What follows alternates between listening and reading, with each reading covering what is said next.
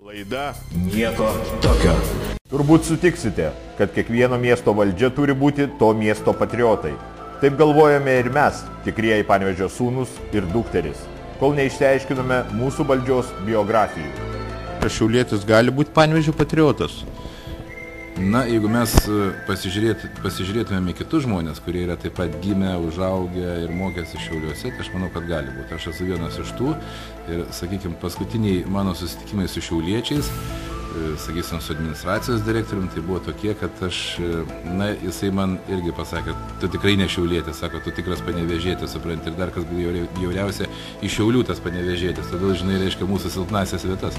Aišku, dar būtų pusė bėdos, jei tik Panevėžio savivaldybės administratorius Visvaldas Matkevičius būtų Panevėžio imigrantas. Tačiau atlikę žurnalistinį tyrimą buvome šokiruoti. Pasirodo vicemeras Petras Luomanas, buvęs Pasvalio rajono gyventojas. Kitas vicemeras Kastytis Vainauskas, kaunietis.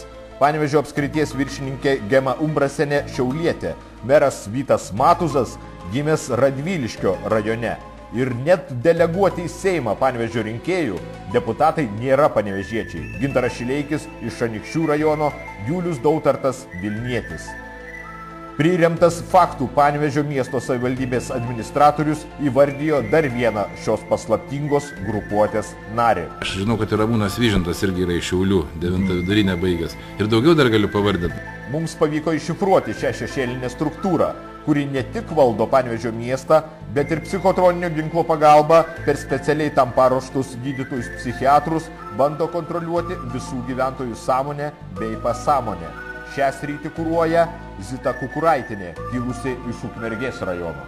Čia yra didelis trūkumas gydytojų psichiatrų, taigi reikės sukomplektuoti kolektyvą, papildyti jį gydytojais psichiatrais, taip pat manau, kad ir kitų specialybių čia atsiras naujų žmonių, todėl kad medicinos personalas buvo pakankamai silpnas.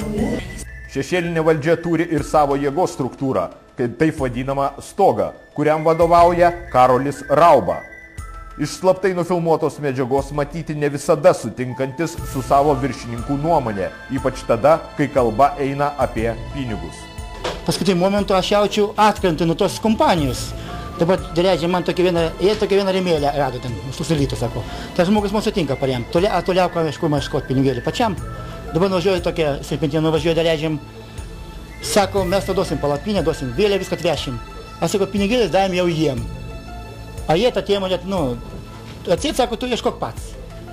Tai buvo kalbos anksčiau, jie bendrą randą visiems bendriem tiem projektų 9 ir kažkokį tą 5 tūkstančių skiria man.